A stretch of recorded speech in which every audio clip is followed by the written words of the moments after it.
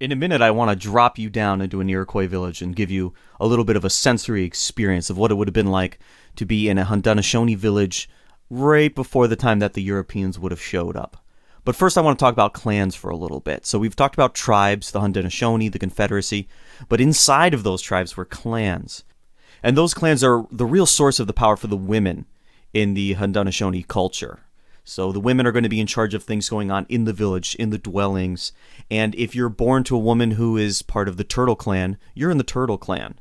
Let's say you're a young man and then you have a wife who's in a Turtle Clan, let's say. Their kids belong into the Turtle Clan.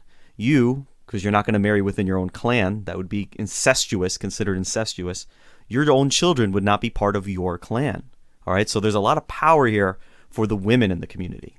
There are a number of clans that we see among the Haudenosaunee: the wolf, the bear, the beaver, the turtle, the deer, the snipe, the heron, the hawk. The Mohawk tribe, who don't call themselves Mohawk, they call themselves people of the Flint because they live near really great flint reserves. They had at some point just the bear, the wolf, and the turtle clan. And I'm not sure if that grew or shrank throughout time, but there was a point in time where they had 3 clans. Some people believe that the bear and the deer were the original clans, and the rest kind of descended and sprung off from there. At other points in Iroquois history, it appears that there are 2 sides to the clans. So there's certain clans that are of closer relation to the other sides, and they complement one another. The sides would be the wolf, the bear, and the beaver and the turtle on one side, the deer, the snipe, the heron, and the hawk on the other side.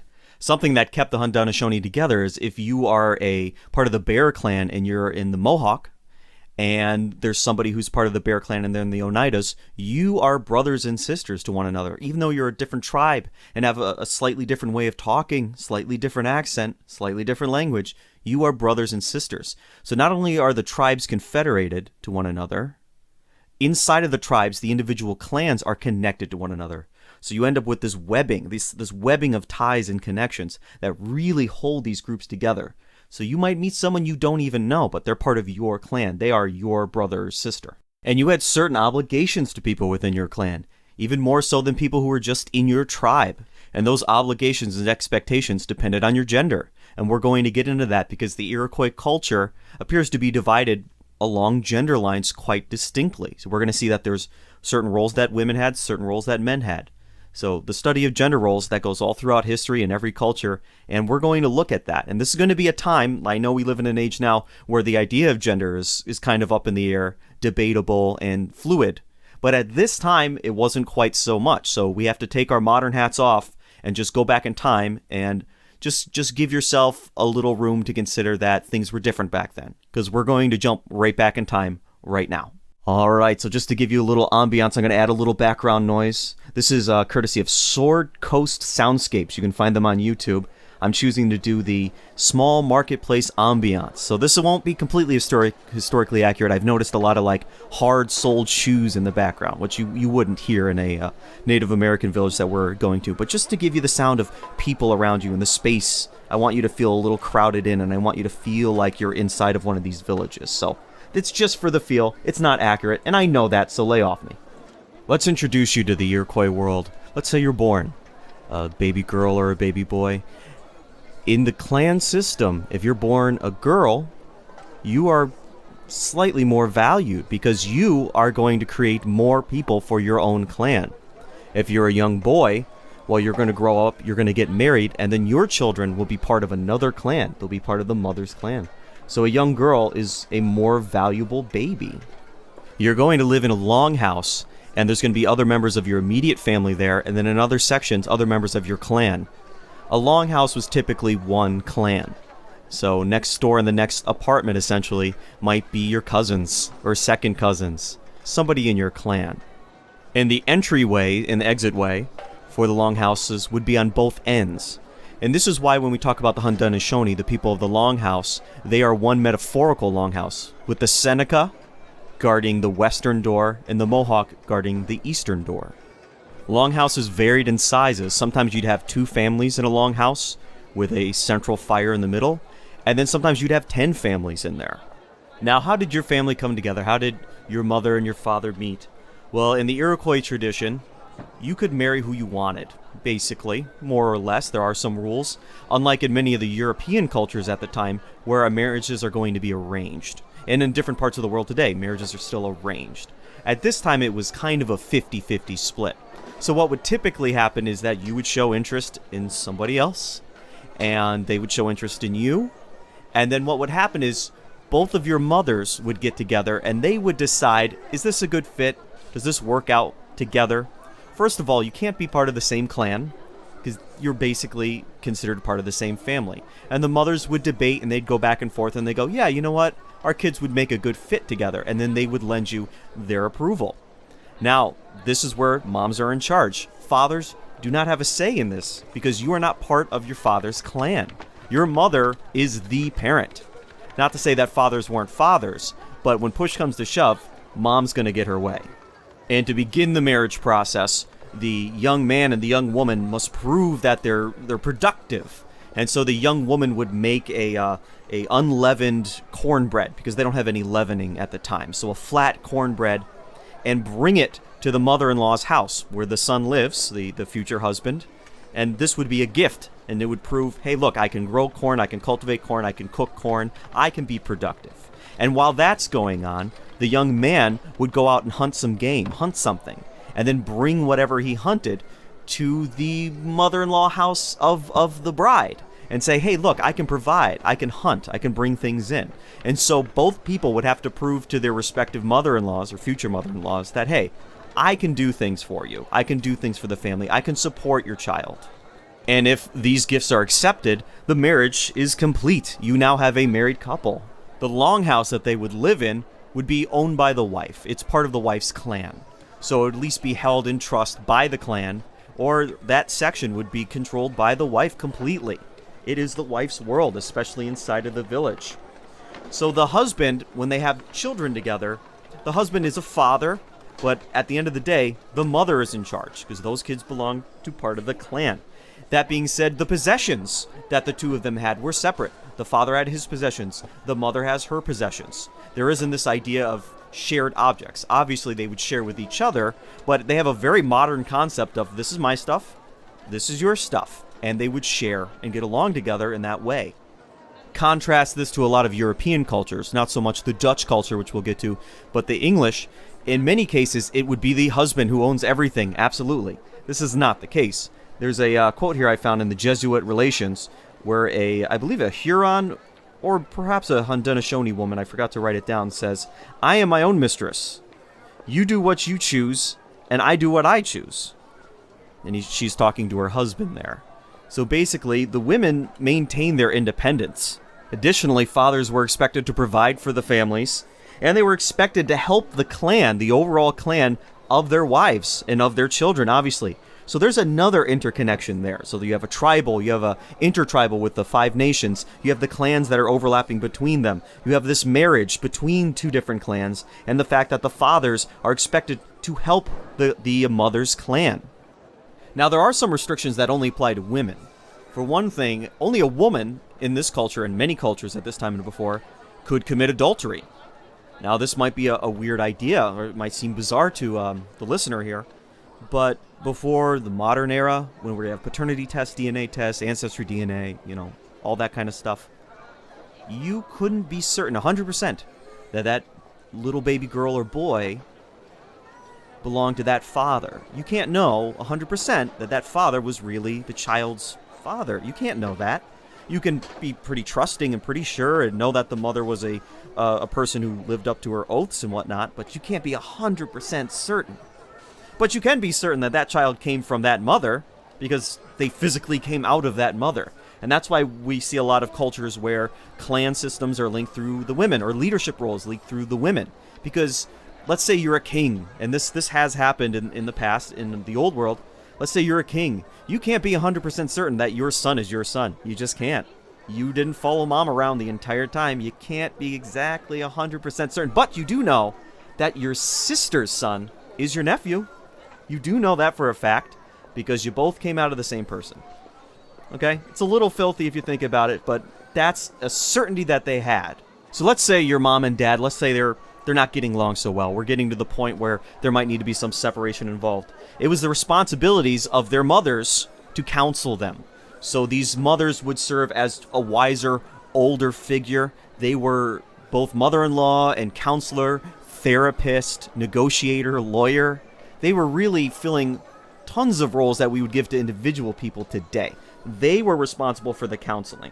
But if it actually ended up that, these two, they're just not getting along, a divorce could be permitted. And then as soon as the mother-in-laws agreed to it, those two people would be divorced. Now, typically they encouraged, the kids to work it out and basically not to get divorced, but sometimes it happened.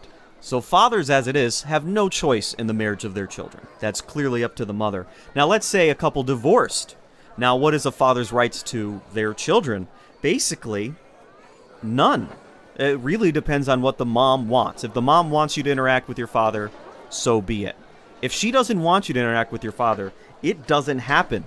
The father is guaranteed no automatic rights to the children. Those children belong to a woman who you divorced and broke links with, and to a clan that you are not part of. So they're your children biologically, but you don't have any sort of legal right at the time to control them. Let's say there's some farmland up for dispute in this divorce. Well, unless the land came from the father's clan before the marriage, it's going to the mom. It's going to the wife. And it's going to go to the kids. The father, again, has no rights to this land. Let's say that your parents didn't get divorced and you grow up and you become a young man or woman and your parents grow elderly and one of them passes away or both of them passes away. How does inheritance work? Again, because of the issue of we can't 100% determine paternity, sons don't always inherit from the father. Now, a father can maybe on his deathbed give away things specifically to his son, but typically everything stays in the clan. So any weapons you may have had or furs would pass not to your son or daughter, but to your nephews and nieces, brothers and sisters, parents if they're still around, someone in your clan. Now let's look at leadership roles. Suppose that a man was a chief or a sachem even. Where does that pass? Where do those titles go to, right? Now they would have to stay in the clan. So a son of a sachem will not get the title of that sachemship.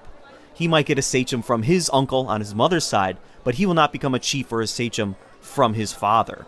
Now, before I get into all the government and stuff like that, let's leave the family unit behind. We're going to go outside of the longhouse for a little bit. We're in the village. You can hear the sounds of people walking around.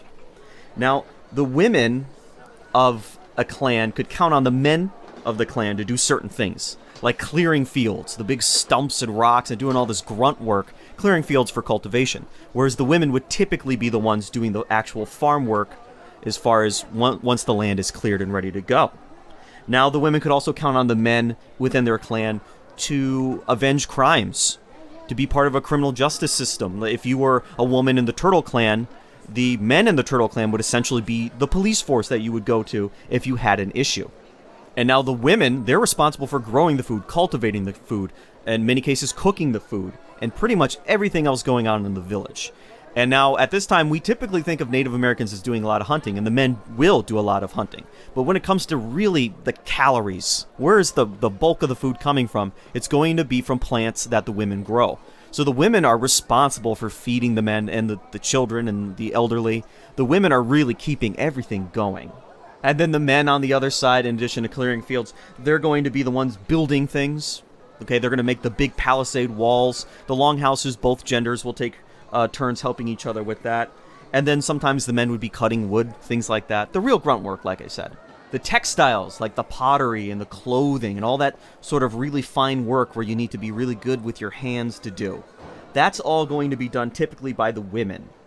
And so, like I mentioned in the last episode, sometimes there'd be a Iroquois village up near the St. Lawrence that disappears. And then the pottery styles from that village just show up in a Mohawk village right around the same time. Well, those would be female captives or female refugees who have found their way to a village that accepted them. Some early reports from anthropologists in the 19th century suggest that the men, when it came time for a meal, the men would typically eat first and the women and children second. But that nobody would really go hungry because food was kind of held in common with your clan and, to a wider aspect, the village. So they would have stores of food tucked away, and we're going to talk about that in a little bit. So in general, the women are in charge of inside the village, and the men are in charge of outside the village. So the defense, the foreign relations, the trading, women are in charge of basically running the show, everything going on inside of your life. And well, we have this other class of people, and this is kind of a difficult subject to talk about because, again, we're going back hundreds of years. What about men who weren't warriors, didn't want to hunt, or couldn't hunt? They didn't want to hunt. They didn't want to fight. They didn't want to be what a man was in an Iroquois village at the time. So I have several sources that talk about this class of people, and they're often referred to as effeminate men. Okay? Now, this isn't referring necessarily to their sexuality. This is simply, what are they doing for the village? Okay? Are they fulfilling the male gender roles of hunting and gathering and protecting and being a warrior and trading to the outside world? Or are they fulfilling the female roles? So there seems to be evidence that there was a class of men who did what the women did. They chose to do farm work and things that we've already described as being typical of women. And based on the sources that I've seen here, they were not accepted as equals to the men or the women. They were kind of a second class, an underclass, similar to the captives that we'll learn about later, at first anyway.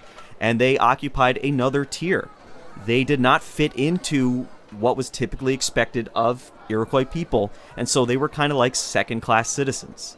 So this seems to be the reality of it, and I know I'm going to get some heat for just saying this, but this is based on the sources that I've seen. There is this underclass of people who do not fit the gender roles for the time. Once again, this would be circa 1600. And if you look at the European examples of what's going on with these kinds of things at the time, these types of people are going to be treated just as badly, if not worse. So, it's a different time. And now the elderly, they would be given less hard tasks. Older men and women. An older man wouldn't be expected to go out and hunt, especially if he had bad eyes and bad knees and everything else. Same thing with older women. They're not going to do the tough farm work anymore. They're going to be doing smaller tasks. Things like making little bits of pottery and carving out pipes and stuff that can be done while sitting, basically.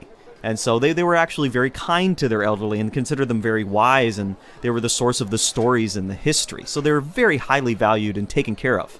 And so with this kind of communal ownership where the land was kind of owned by your clan and your tribe, and it really wasn't terribly defined, there wasn't a lot of wealth inequality. So this is an important point to make. If you found the richest Iroquois in a village and the poorest, you wouldn't notice that large of a gap or difference because there was a lot of sharing. A lot of things were held in common, and there just wasn't like a storehouse of gold coins somewhere or bank accounts. So the things that you had, you would share, or you would get a certain amount of things and you would just run out of space in the longhouse to put it. You didn't stockpile possessions. So you're living in a world where rich and poor might not even have much of a meaning. A better term would be, are you hungry or unhungry? That would be a real dividing line in the general Native American world at the time. Are you fed? Are you warm? Or do you need something? But there are no rich and poor. There are the people who are held in high esteem and have leadership roles based on their charisma and the things that they have accomplished, and then those who are held in less esteem. So there would be, popular people, unpopular people. There'd be trustworthy people, untrustworthy people. But you're not going to see people living in a longhouse mansion and then people living in a longhouse shack. That generally is not going to occur to that degree. So there's very little wealth inequality. So on that subject of wealth, let's move on to trade. Let's say you're standing in your village and there are people from another village coming towards you and they have goods to trade. Well, before the Europeans showed up, there's a real debate over what the exact role of wampum was, or suent as the Dutch will call it. Like, we've seen wampum belts and we know that they're used as a mnemonic device to communicate certain ideas or treaties. But before the Europeans showed up, wampum doesn't seem to be as prevalent as afterwards. And part of the reason for that is, well, the Haudenosaunee are very far inland. They're landlocked, essentially. And where the sources of this wampum would come from would be like Long Island or way out in what is modern-day Massachusetts. And the Iroquois have an on-again, off-again relationship with the Algonquin people over there. So there was suent, there was wampum, and it seemed to have been used in jewelry a lot, and that kind of thing. But its real function seemed to develop later, and we'll get into that at some other time. But at this time, so what would be a small thing of value that you could carry around and trade village to village? One of the things, other than the food, and generally you don't need to trade furs because everyone's hunting, other than the food, is there's evidence of copper spirals, little bit of natural copper that they find in the ground. They didn't really know how to work metal yet, But they would find copper, because copper grows in veins, unlike iron, and you could just find it, and it's shiny, and it's interesting. And so little decorative copper spirals were found. And I believe the archaeologist who kind of pointed this out, at least in my research, was James Bradley. So he's done a lot of great research on the native sites in the area. And so these little copper spirals, they would work as kind of a very small thing you could carry around, similar to the idea of a coin. It's valuable, it's shiny, people want it, and it's light, and you could take it with you. So little copper spirals. And then later on, wampum seems to have taken over that role in some respects, and wampum has many roles. So at this time, you'd be likely to find wampum, those little circular rods with the holes in the middle, or even a little disc that you'd wear around a necklace, a whole bunch of them. Typically, the role of wampum was filled by, what I found in my research, little wooden objects. So instead of it made out of a shell from an ocean, crustacean of some sort, it was made out of a small little wooden object that may have been painted. But that's a very debatable thing. So these people coming to your village, they're trading little copper spirals perhaps, or maybe they have little pieces of wooden wampum, or maybe some real wampum made out of shell. And they're probably trading food. That's often a big thing. Now flint, because you're going to use flint for a lot of things, that is going to be a major trade commodity. It is heavy because it's a rock, but it's valuable, and you can make arrowheads and knives and axes, and you can start fires with flint, right? You can get a little spark from that. So very valuable commodity would be flint, and in fact, the Mohawk call themselves the people of the flint. They live near some great flint reserves at the time. The traders you're trading with and yourself, if you don't speak the same language, there is a general Native American sign language to get yourself between different linguistic groups. You could trade with the Mohegan if you're a Mohawk. You'll have a general way of communicating with each other. You'll probably know each other's terms for different goods, and you'll have different hand signals to help you facilitate that trade. And although you might think of the Mohegan and the Mohawk as being enemies, according to the Mohegan, there's a very early source that says that they used to be friends. The Mohawk and the Mohegan were at one time friends, and I'm sure that went on again and off again. So if you look down at the traders' feet, they're probably wearing moccasins. And what's the guy's name? Edmund S. Morgan. He wrote a great book on the Iroquois. He says that moccasins are excellent footwear. I've worn them myself, and that they excelled all other footwear at the time, even the ones that the Europeans would have had or the Chinese would have had. That moccasins are just fantastic, and I have to agree with them.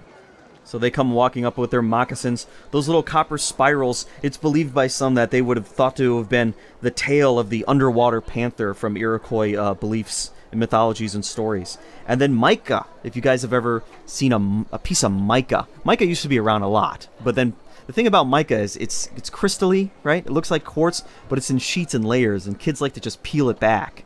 It peels off really easily, and it's real satisfying. Mica might be traded as a powerful thing, and it was thought that the mica was scales from the great horned serpent in Iroquois mythology and beliefs. Now, it's important to understand that you and this trader here, you're not just, I'm going to give you something, you're going to give me something else, and we're going to head out. Trading served a different function among Native American groups than we would associate with how we buy and sell things today, or how the Europeans will come in and try to buy and sell things. And there's going to be some confusion there. Basically, if I'm trading with you, I'm either setting up or reaffirming a relationship.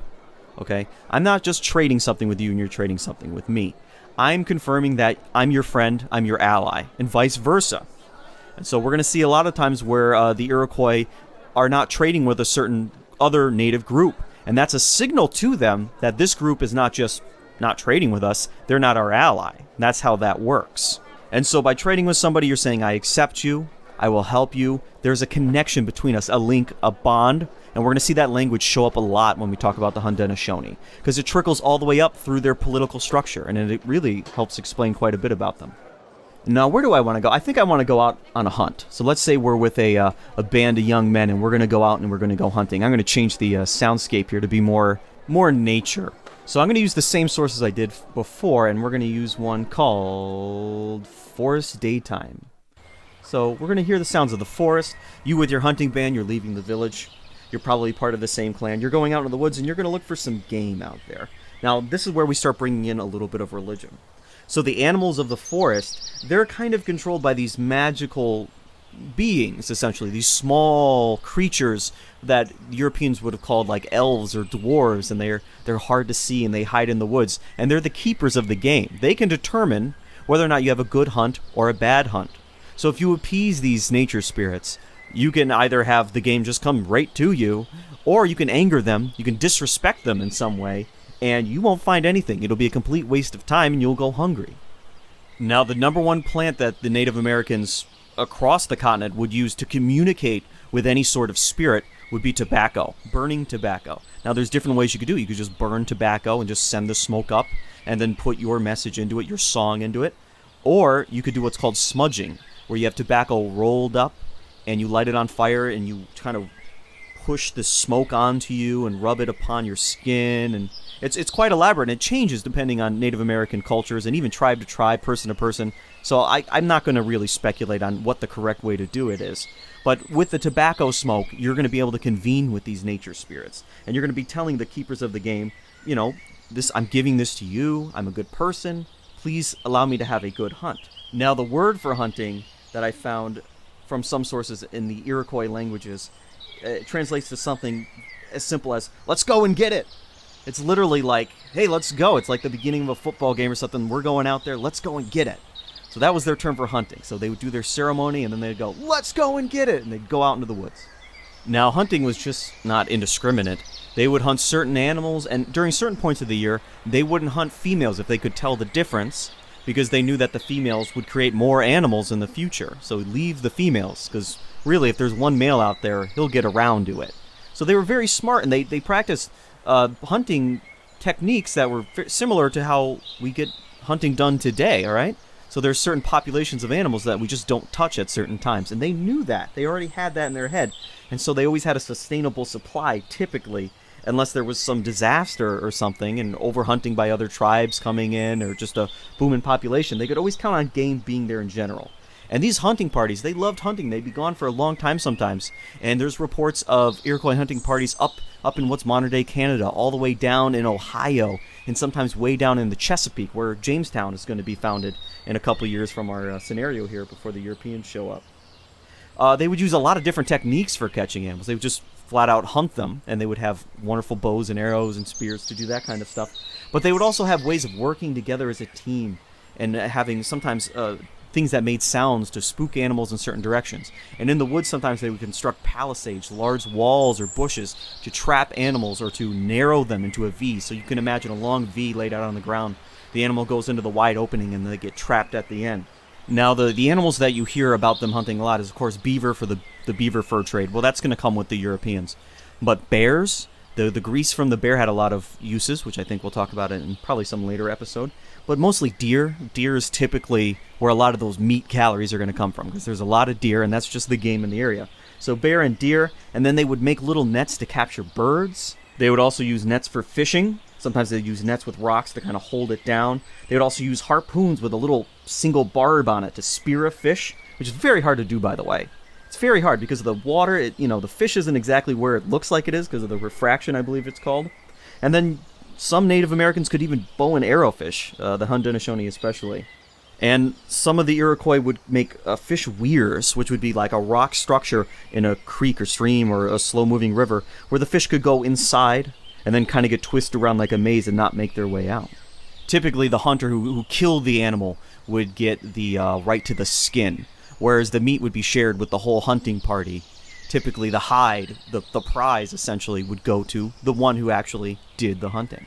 And if we're back in our Iroquois village and we're looking around, people are generally covering themselves with the hides of animals. That's clothes for the time, and shoes. Now let's move over to the farming, all right? So you're not a young man anymore out on the hunt. You're a young woman out working on the farms. And I think we can use the same sound for it, because you go out into a farm, it sounds like nature. Okay, so if you're out on the farms, typically it's going to be the women doing the actual sowing of the seeds and all the work involved. If you remember in elementary school, they probably taught you about the three sisters, corns, beans, and squash. So a big part of the Iroquois diet, and a lot of the diet for the other people in the area, is going to be the three sisters, corn, beans, and squash. If you eat these kinds of things every day, I mean, the nutritional value is there. You pretty much get a wide spectrum of all the vitamins and minerals you need just from those three things. And you supplement it with some wild game, you have a pretty healthy diet there. So these things would be planted right on top of one another. So the corn stalk would go straight up, and the squash would grow on the ground, and then the bean stalk would kind of grow around the corn stalk. And so all three crops exist in the same spot. So once the Europeans show up, if you wanted to tell the difference between a farm that was owned by, let's say, the Dutch and a farm that was owned by the Haudenosaunee, well, the Haudenosaunee farm fields would have three crops growing right there. And they grew other things too, but the crops would be growing in connection with one another. Whereas the Dutch and most Europeans would separate their crops. There'd be separate fields for separate things. So you're a farmer out there, you're a young woman. There's evidence that you would have practiced crop rotation. You would have let fields rest. If they were over-farmed and non-productive, you would recognize that. And you would know to just let it kind of regrow and rest for a while, recharge. And you would also practice slash and burn agriculture. Basically, if you wanted a new chunk of land to build a farm on, you could just burn everything down. And then the ashes would actually be like a fertilizer. It was a lot faster than just, chopping up all the trees with stone axes and digging up the roots, just by hand. It would be ridiculous. Burn it all down, and now you have a field, and now you have fertilizer. It's what's called slash and burn agriculture. And a lot of other native groups practice this. Now, if you were back in your longhouse, you would see corn hanging from the walls and from the ceiling. Lots of corn. There's corn everywhere. And the stuff held up high, it dries out nice. That's your seed corn, a lot of that. That's the corn you're going to use to replant your fields in the spring. So let's say you have all your food from the men, from the women, you're back into the village. Let's say you're getting ready for a meal. So you'd have the meat that, of course, was captured. We talked about that. A lot of deer, mostly. And then there would be various types of corn, because corn is going to be the backbone of the diet here. Cracked corn, hominy corn, things like grits. There's going to be corn bread, unleavened, of course, to mix with your venison. They would pick wild fruits, too, if they had time. There'd be ground nuts that they would find if they had time. And then you mix that in with the beans and the squash. So you had quite a diet, considering all your food is pretty much made within 10 miles of you. And if there were strangers in the village, you were expected to feed them. I've seen reports, and we'll talk about those later, where a young Dutch man will just show up in a Native American village and they just start shoving food in his face because it's the polite thing to do. Feed your people and feed the people who are in your village in your charge. So what were people drinking? That's an important thing I don't think people consider very often. Well, water, of course. And then meat broth, like a warm soup. They had various types of oils that they would collect and keep. They would make tea from different plants they found, like sassafras. And they had maple sap, kind of the precursor to maple syrup, just a wetter mix right from the tree. And they would mix dried fruit together with water, and they'd have different types of little fruit drinks, things like that. So there was a considerable amount of variety, especially for drinks. No alcohol. There is some evidence of alcohol consumption in South America, but among the Haudenosaunee, there's no alcohol yet, as far as I can find. Maybe you found something else, but if you're in your little village right now, you're all drinking different sorts of drinks, eating all sorts of food like I listed, you're having a good meal, and there's no booze. So other than breakfast, there isn't any evidence that there were regular meals. There wasn't like breakfast, lunch, dinner. There was breakfast, and then people kind of went about their way and they ate when they were hungry, the exception being during festivals and specific ceremonies where it was part of the custom. But in your general day, you're going to eat when you get around to it. So there's no rules of when dinner's coming. So the Haudenosaunee, they found really creative ways to store food, which is important. What if you have a year with really bad weather, or there's warfare and your crops get burned down or stolen? There's going to be some way to store the food so that you can get to it if you really need it, if there's a real emergency. Oil was collected in little boxes made out of birch, and the oil would be used for a lot of things. The Mohawk would use it to get that mohawk going. They would rub it on their skin often, and that would keep away things like lice. So whereas the Europeans were shaving their heads and wearing those ridiculous white wigs, certain Native American groups were just covering themselves in bear grease and things like that, bear oil, just to keep the lice off of them, because that was a real problem all around the world before the modern era, sorry to tell you. Let's say after the harvest is done, you're a young man or woman and you're helping mom store away the food. You would pack corn into bark boxes, bury them deep into the earth, or put them high up into trees, just to try to keep the moisture away and all sorts of things that can grow and eat away the food. Vegetables you would also bury in the ground if you had extra vegetables. So if you didn't eat it, and you didn't trade it away, and you didn't give it away, you would try to store it deep in the ground as much as you could. Another thing that you could do is that you could smash meat and fish, and you could hang it into dried out bundles in longhouses. It'd be something like jerky, pretty much. We would call it jerky today. Jerky is delicious. Some other things you could do is you could dry out the corn, smash it down into like a flour, and that flour would sometimes be cooked for a while, probably to remove more of the moisture or change its chemical composition, and then that would be buried deep into the earth. Let's say you're going out traveling. Well, what the women could make would be a kind of like an energy bar, like a lembas bread from Lord of the Rings. So you'd have corn, and you could dry it out, make that flour, and then you'd mix it with maple sugar, and you'd mix it with any little bits of fruit and whatnot, and make like this really nice energy bar. And that's what you would be taking with you on a travel or on a hunt.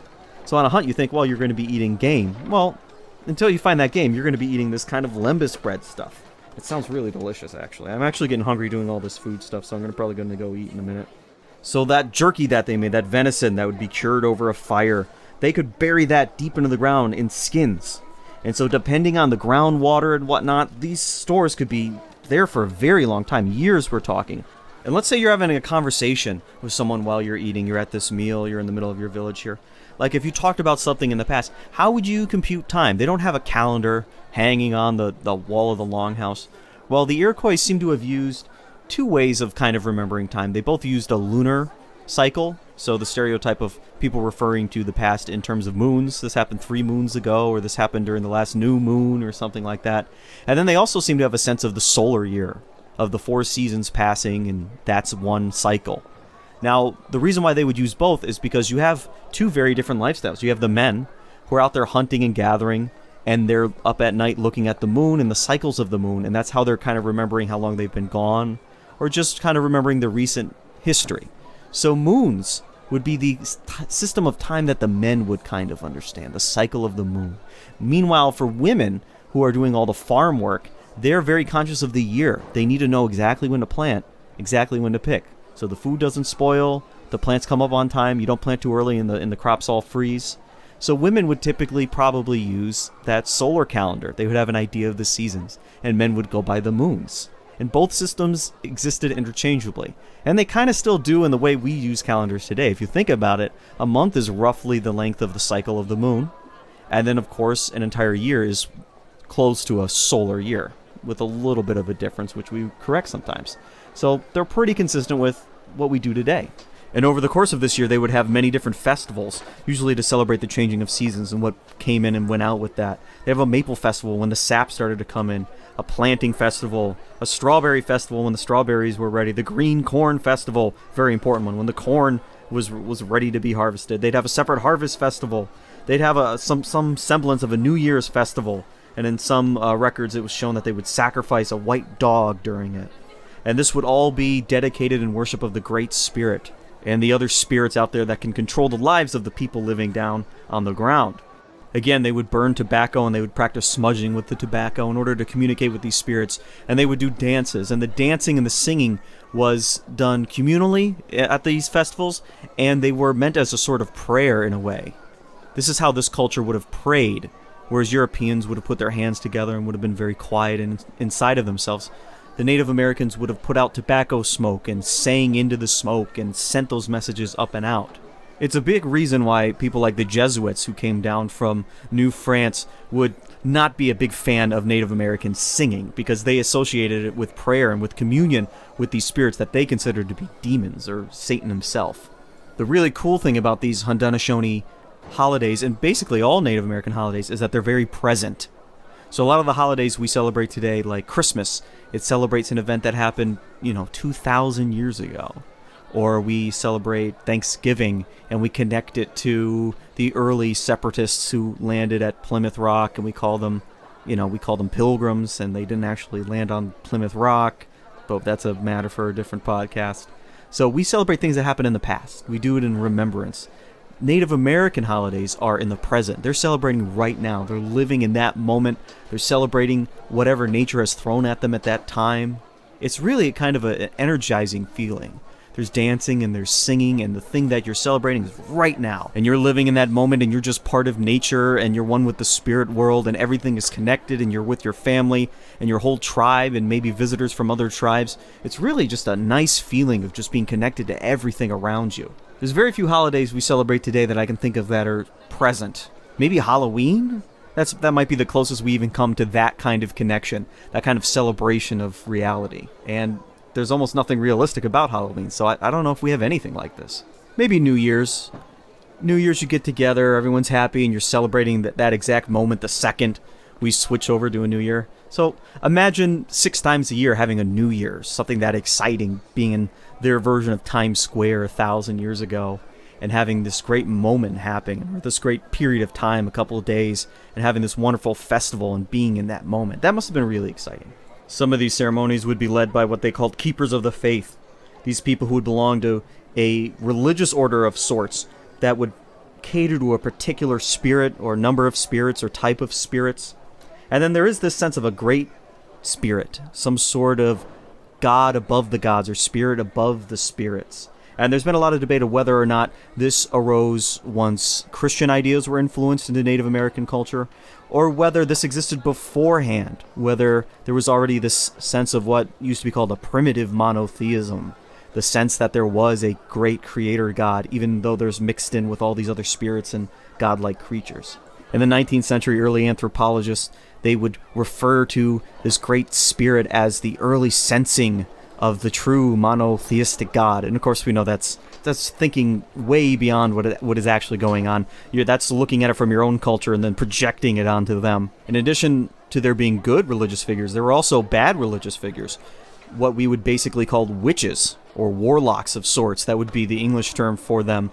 But if we can think back to the last episode where we heard about the Onondaga chief who used some secret magical power to kill all 3 of Hiawatha's daughters, that would have been a bad witch. That would have been some sort of darker magic going on there.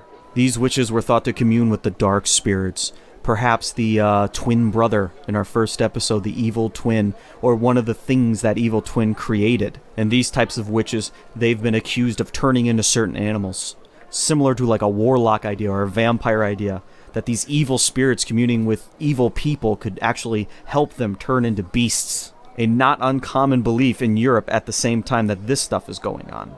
And so one of these witches could commune with a spirit and make somebody sick or give them some sort of bad luck.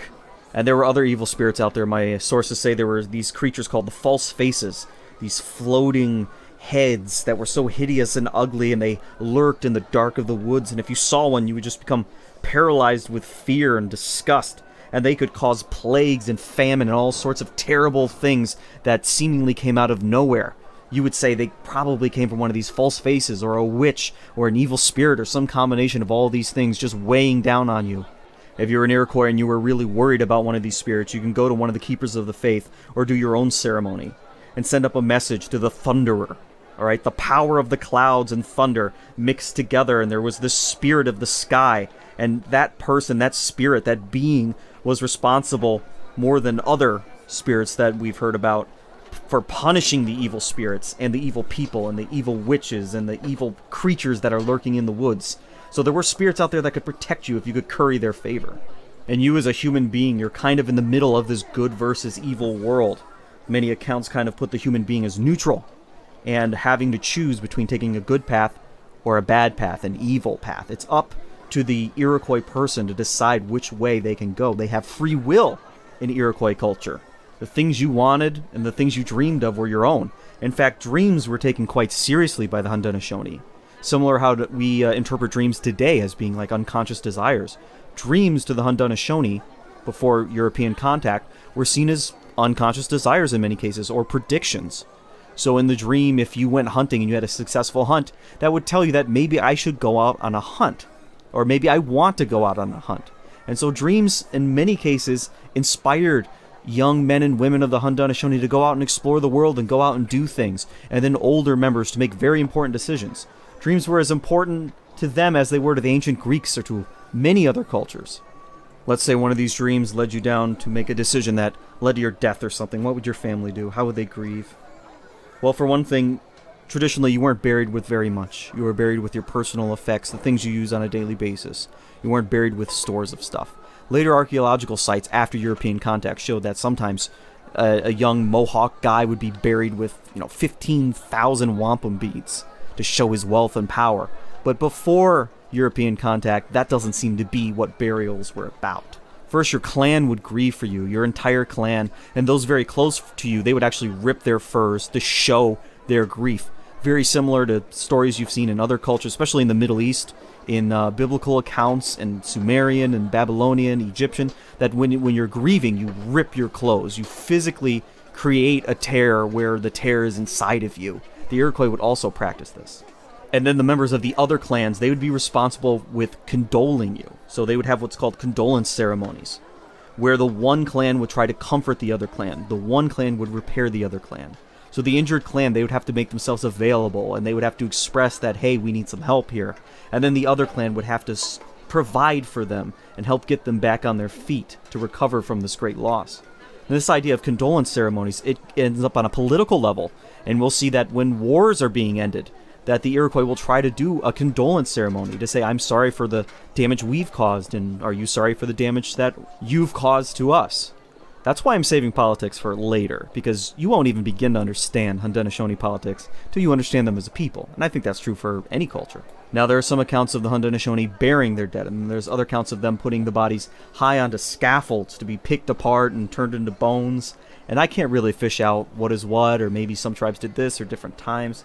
Not really a big deal to know which is which and what is what. It's hard to determine, but they have found burial sites. So at some point, these bodies are going to be buried. Some of the sources I found describe the reburying of bones after many years into like a communal grave with a ceremony and everything else. Kind of just burying everybody with everyone. A big communal grave, a common resting place. You see this in a lot of other cultures too, and it has a comforting feeling about it, to be with everyone, or to know where everyone is all at once. You're not alone, even in death. From the sources I've studied, heaven is kind of a loose concept. The afterlife is not like a happy hunting grounds necessarily, that you often hear the stereotype of a Native American afterlife. But basically you would live in a world where just fruit and plants would grow all around you, and you could just pick and eat all the time. They'd never run out. And you wouldn't eat because you were hungry, you would eat just because it tasted good. You never get hungry. Now, we're getting real morbid here, so let's return to the fun and games. Let's say it's the middle of winter and you're a young Iroquois person and you want to participate in some sports. There was a lot of different things that they played. Now imagine you're near the Great Lakes, of course, but you're also near the Finger Lakes. Now the Finger Lakes are real still, and they can freeze, and the water's real clear, and the ice will be real flat. Unlike, Lake Ontario, which has waves like the ocean, or the Hudson and the Mohawk, which are constantly moving and turbulent. You're on one of these Finger Lakes, and the lake is frozen and flat and solid. Something they would do is they would get a spear, they'd sharpen a stick to just be perfect, as perfect as they could possibly get it straight, as little friction as possible, no bark, smooth.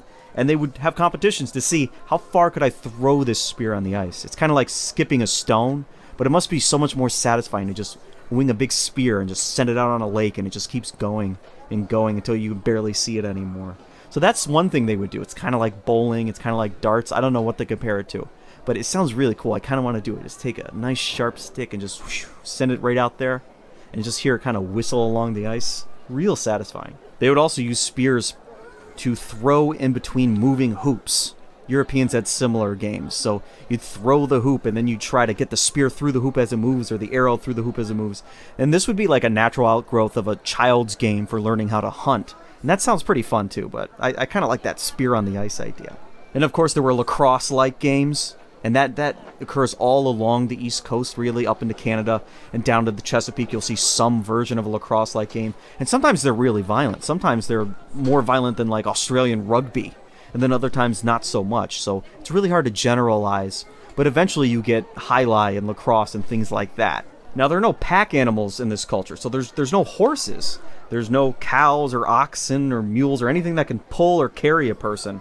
And that's true in all of the Americas. I think the only exception being the alpacas, and they can only carry some weight. They're not big enough to carry a person's weight. So the Iroquois, they don't have any sort of animals to race with. So foot races were really important. There'd be messengers between villages. Running was a valued skill. And so they would have relays and running races, single people, groups of people. So what are the sides here? Well, what are we talking about? Are we talking about teams in some of these things? Yes, absolutely. Within villages, you'd have clan versus clan, all right? And you guys can just imagine this. It'd be like the Jets and the Giants and the Patriots and the Buffalo Bills. People had their sides. So clan versus clan, village versus village, tribe versus tribe. And what they would do if it was, over a long distance, they would send somebody out and invite them to have a game. And they would say, all right, we're going to meet in 3 moons or so, or we're going to meet during this season, and we're going to have it out. We're going to play a bunch of games. We're going to do lacrosse. We're going to do javelin. We're going to do relays.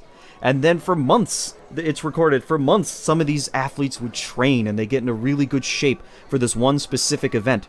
Then the villages and tribes, they'd all meet together and it'd be this huge thing. And people would actually bet on things. They don't have money at the time necessarily, but they would put possessions on one side of a line and then the other person's possessions on the other side of the line. And of course, that would be the bet. If our side wins, then I get what's on your side of the line. And then if your side wins, you get what's on my side of the line. So there was gambling going on. There'd be kids everywhere and people, maybe, slightly different cultures and languages all together, and they'd be playing games and competing.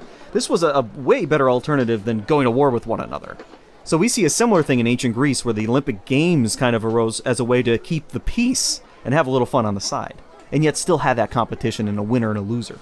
But sometimes this would actually break down. It's recorded in 1654. The Iroquois, they go to war with the Erie. Well, that's not accurate because the Erie are an Iroquoian people. The Haudenosaunee, or some portion of it, go to war with the Erie. And one of the main causes, it's recorded, is that there was a game and somebody was accused of cheating during the game somehow, and that ended up spiraling into a war. So, not a perfect system, but that's how it is with competition. I mean, if you look at soccer hooligans today, you could very easily see how that could just turn into an outright conflict between two nations. So let's talk about, criminal justice for a little bit, and then we can actually get it into war. So let's suppose a crime was committed, a murder perhaps. There were different ways with dealing with that. For one thing, if you committed a murder, you were expected to compensate the clan and the family of the deceased person. Now, in many cases, that meant your life was forfeit. And we'll see this later with captives. Your life was given up to that family, and they could decide what exactly happens to you. In some cases, they could just kill you. In other cases, they could torture you and kill you. They could torture you, kill you, and cannibalize you. There's been reports of that. We just can't deny that. Then there's other ways that things could be done. There could be some sort of condolence. You could give something to them. There could be a condolence ceremony. Forgiveness could be given. And this is usually the track that was tried to be taken, because you belong to a clan. If something happens to you, it might spiral out into what we learned about before as blood feuds, and we want to avoid that at all costs. So if a condolence ceremony wasn't appropriate and you dying wasn't appropriate, sometimes they would practice shunning. Very effective method. So what would happen is, let's say you're in your village, this is your family, this is your clan, these are your people, and they decide to shun you. You are now cut off from the community. You are a person, you exist, no one has harmed you, but you don't belong here.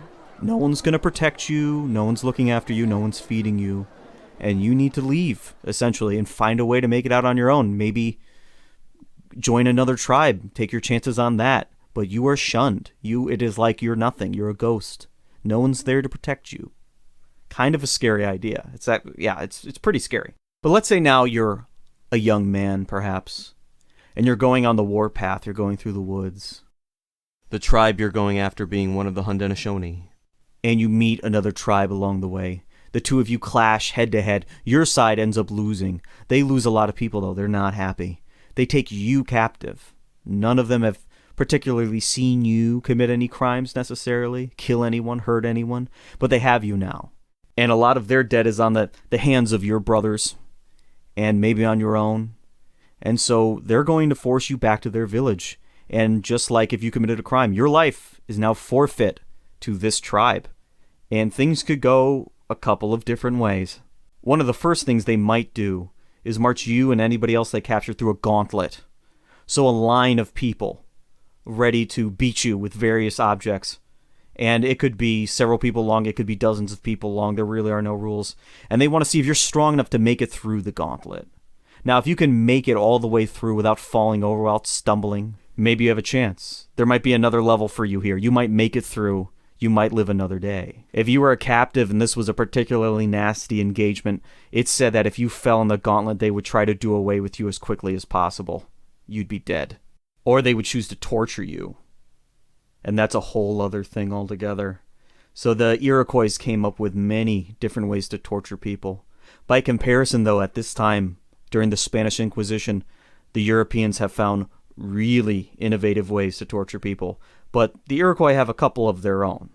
You can read descriptions from the enemies of the Iroquois, so take that for what it is, of fingernails being pushed up and ripped off and wooden splints being shoved in between those fingernails and your actual finger. of your skin being flayed off you slowly, very slowly, of it being so painful that the captive would actually pass out, and then they would stop torturing this person, and then they would actually revive them with water so they could torture this person longer, burning them with small little embers continuously, cutting off appendages and burning them in front of the victim. Really nasty stuff. We'll see a couple of them in some future episodes. And I don't want to dwell on it too much, but it gets really dark. But you know what? It got really dark in every culture at this time. This was a more primitive time everywhere in the world, and no one is exempt from this kind of behavior. It's just a brutal time to be alive, right? We're talking the 17th century. It's bad. And then once you were dead, many times they would ritually cannibalize you. So if you were a captive and you showed bravery and you withstood torture for a long period of time, eventually they would kill you very quickly. And then you, as an honorable soldier, would have that quick death, and you would be cannibalized, and that power and that courage that you would have would be literally consumed by the tribe. And otherwise, if you were a coward, they would try to torture you for as long as possible and make it really bad for you.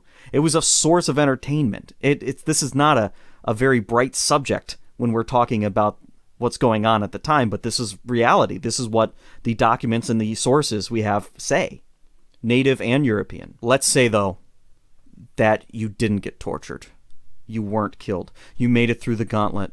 What's going to happen to you is that a family is going to take you on. Usually it's going to be the family or the clan of somebody who died during the engagement. So somebody from the Bear Clan died, and he was of this particular family. You would be the substitute for that person, and your life would be forfeit to that family. They could decide what to do with you. If they decided the grief I have over my dead loved one is just not going to be made up by this person, and I feel angry, I want to kill this person. That was their right to do so. Likewise, they could say, there's a hole in my heart. This person seems nice. He's learning our language. He's getting along. He's doing good things. He seems like a good person. We're going to adopt that person. Now, that's the way you want to go. That's the camp you want to end up in. So as a captive, you would go through a period of like rushing a fraternity.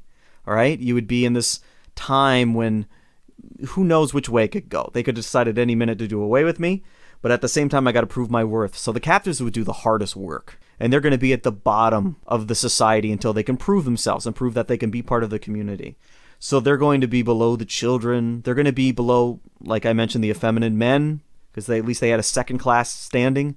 These people would be third class, fourth class. They'd be down there until they can prove they're part of the community, until the community brings them in and says, you're one of us. And if you could prove yourself, you would be welcome into the clan eventually. You could marry, you could have children. Your children would be just anybody else in the tribe, anybody else in the village. So we're going to see this in Haudenosaunee history, that they take on a lot of refugees. They take on a lot of war captives. And there's going to be certain authors and sources and people who lived during the time who question even going into certain villages. Like, I don't know whether or not I saw a village full of Mohawk people or just a village that were absorbed by the Mohawk people. The line between who is going to be blurred. And that's because the Haudenosaunee community, it's not genes, it's not genetics, it's culture, it's tradition. So if you come and you join our community and we welcome you and you proved yourself, you're one of us now. And your children are one of us. The distinctions, these ideas of like ethnicity, disappear. You just are one of us. It's a really comforting feeling to be in that position. So with the torturing and the killing that is so popular in a lot of sources, because it's graphic and, you know, people like that kind of stuff, it's really not on the scale that you would see in places like Europe. Horatio Hale, he's an author of The Rights of the Iroquois, I believe is the name of the book he wrote about 120 years ago or so. I believe he was Cherokee or half Cherokee. He has a great quote here. Oh, where is it? Here it is. Great quote here. The innate barbarism of the Aryan, breaking through his thin varnish of civilization, was found to transcend the utmost barbarism of the Indian. What that means is basically, as bad as some of these descriptions are, the stuff going on during like the Spanish Inquisition, well, those aren't Aryans, but up in England perhaps, are way more brutal. Consider the ending of Braveheart, for instance.